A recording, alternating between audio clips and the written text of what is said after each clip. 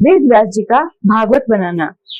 पाराशर के पुत्र श्री व्यास देव जी कलयुग को आया देखकर सर्वप्रथम कल्याण की भावना से वेद को 4 भागों में विभक्त किया और उनसे 5वां वेद इतिहास पुराण बनाया।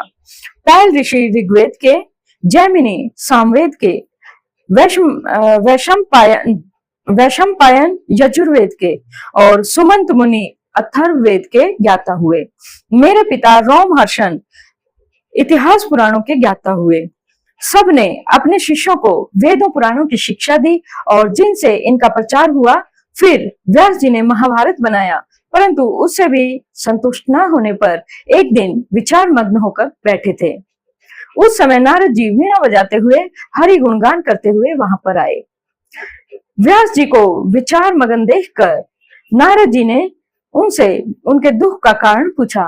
व्यास जी बोले, मैंने इतिहास पुराण महाभारत की रचना की, परंतु मेरा चित्त सुखी नहीं हुआ। आप मेरे दुख को दूर करने का कोई उपाय बताइए। नारद जी बोले, आपने पुराणों और महाभारत में धर्म का निरूपण किया है, परंतु मनुष्य मात्र का सच्चा सुख तो भगवान की भक्ति के द्वारा ही प्राप्त हो सकता है। मैं पहले एक दासी का पुत्र था, महात्माओं की सेवा करता था। महात्मा चातुर्मास मेरे जहां विश्राम करते थे। मैंने उनसे भगवान के साकार अवतार की महिमा सुनी, जिससे मेरे हृदय में भगवान के प्रति भक्ति उत्पन्न हुई। फिर संतों ने मुझे उसका पात्र समझकर भगवान की भक्ति का उपदेश दिया। भगवान की प्रीति होने पर भगवान ने भक्ति से प्रसन्न होकर मुझे बुद्धि दी, जिससे मुझे ज्ञान उत्पन्न हुआ। भगवान की भक्ति ही अंतःकरण शुद्ध करने वाली तथा मोक्ष को देने वाली है।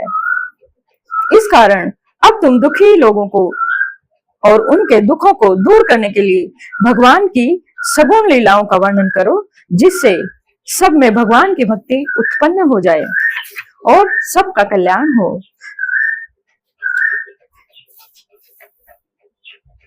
जय श्रीमन नारायण, जय श्री कृष्ण, जय श्री राम। नारद जी के पूर्व जन्म की कथा। जब श्री व्यास जी ने नारद जी से हरि भक्ति की महिमा सुनी तो कहने लगे कि जब आपको महात्मा गण उपदेश देकर चले गए, उसके बाद में आपने जीवन को किस प्रकार से व्यतीत किया और आपको पूर्व जन्म की बातें किस प्रकार से याद हैं, यह हमें बताने की कृपा करें। नारद जी बोले, जब महात्मा लोग चले गए और उसके बाद एक दिन मेरी माता गाय का दोहन करने गई, उस समय वह सांप के काटने से मर गई। मैं उनके बिना मुंह देखे ही उत्तर दिशा को चला गया।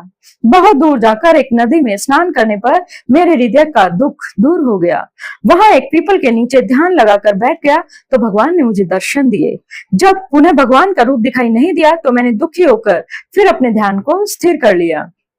तब आकाशवाणी हुई कि मैंने अपना रूप तुम्हें अपने में लगाने को दिखाया था और अब तुम संत जनों की सेवा करो। इस शरीर को त्याग कर पार्षद बनोगे तो मेरे वरदान से तुम्हें अपनी सारी बातें याद रहेंगी। यह आकाशवाणी सुनकर मैं संतों में विचरण करता रहा और मेरा वह शरीर छूट गया। कल्पांतर में जब नारायण शयन कर रहे थे तो उनकी सांस के साथ मैं उनके उदर में प्रवेश कर गया। योग निद्रा से जागकर जब भगवान ने मारीच आदि ऋषियों को उत्पन्न किया तो मैं उनके प्राणों से उत्पन्न हुआ और संसार में विचरण करने लगा। भगवान की कृपा से मुझे हर स्थान पर जाने की शक्ति प्राप्त है। मैं हर स्थान पर विचरण करता हुआ हरि गुणगान करता हूँ। संसार सिंधु से पार हो जाने को हरि गुणगान ही एक नौका है। अब मैं जहां भी भगवान को याद करता हूँ वहीं मुझको भगवान दर्शन देते हैं। हे व्यास जी, भगवान के गुणगान और भक्ति से चित्त शांत होता है। काम क्रोध आदि सब पास में नहीं आते, सब नष्ट हो जाते हैं।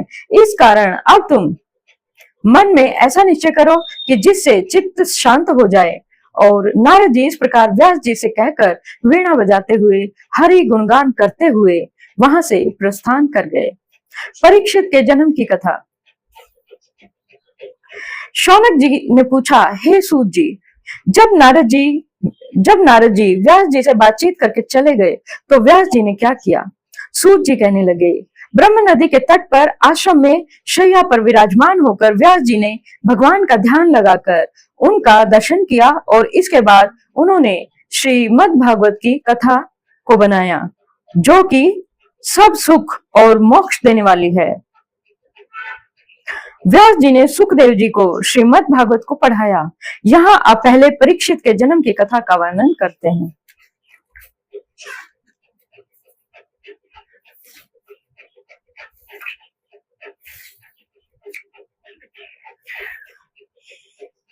स्वयं भगवान ने इसके गर्भ की रक्षा की है, तो ये गौ, द्विज, देव और विष्णु का बड़ा भक्त, धनुर्धर, पराक्रमी, दानी, क्षमाशील, उदार, यशस्वी और सबका शुभ चिंतक और प्रजापालक होगा।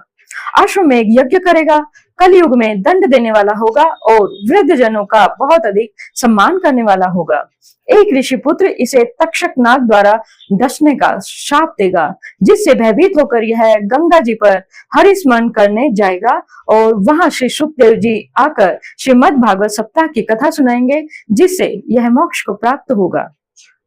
यह जीवन भर गर्भ में देखे हुए उस पुरुष की प्रतीक्षा करेगा कि मुझे गर्भ में दर्शन देने वाला पुरुष कौन है। इस कारण इसका नाम परीक्षित है।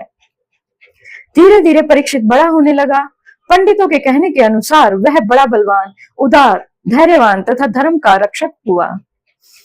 युधिष्ठिर को लोगों ने बताया कि तुमने बहुत बड़ा नरसंहार किया है, इससे बड़ा पाप लगा है। इसे दूर करने के लिए आश्रम में यज्ञ करना आवश्यक है।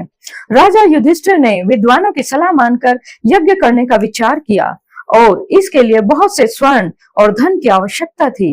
लोगों ने युधिष्ठिर को बतलाया कि प्राचीन काल में उत्तर दिशा में एक राजा मरु ने यज्ञ किया था और उसका बहुत सारा स्वर्ण और धन वहां पर पड़ा हुआ है, उसे मंगाने से सब काम सरल हो जाएगा। युधिष्ठिर ने अर्जुन और भीम को उसे लाने की आज्ञा दी और भीम तथा अर्जुन ने वहां से बहुत सा सोना और धन ले आए।